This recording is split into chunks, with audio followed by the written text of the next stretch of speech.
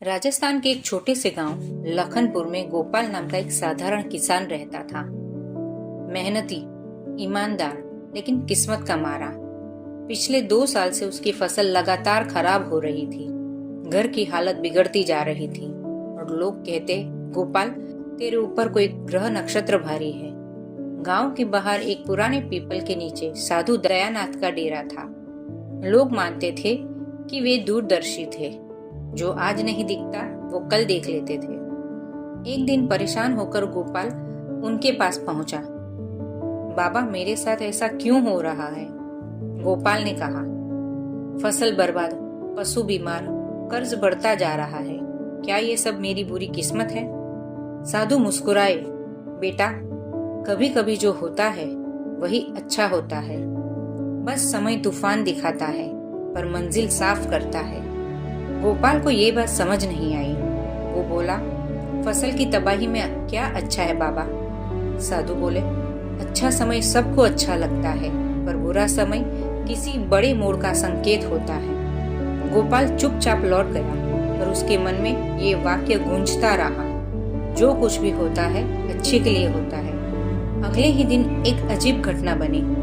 रात को बहुत तेज आंधी चली। गांव के कई खेतों में पेड़ गिर गए, मिट्टी उखड़ गई।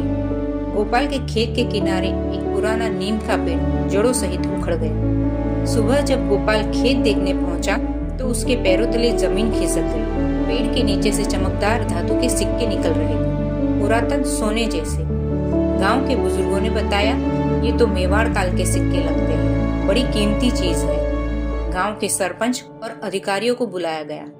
जांच के बाद साफ हुआ कि यह किसी पुराने व्यापारी का दफनाया हुआ खजाना है। सरकार के नियम के अनुसार गोपाल को भारी मुआवजा मिला, इतना कि उसकी अगली 4 पीढ़ियां भी आराम से जी सकती थी। गोपाल स्तब्ध था। कल तक जिस तूफान को वो अभिशाप समझ रहा था, आज वही उसकी किस्मत का दरवाजा खोल गया था। साधु दयानंद फिर मुस्कुराए। गोपाल उनके पास दौड़ता हुआ गया और भावुक होकर बोला, बाबा, मैं गलत था। जो कुछ भी होता है सच में अच्छे के लिए होता है। साधु ने जवाब दिया, बेटा, भगवान की लिखावट हम तुरंत नहीं पढ़ पाते।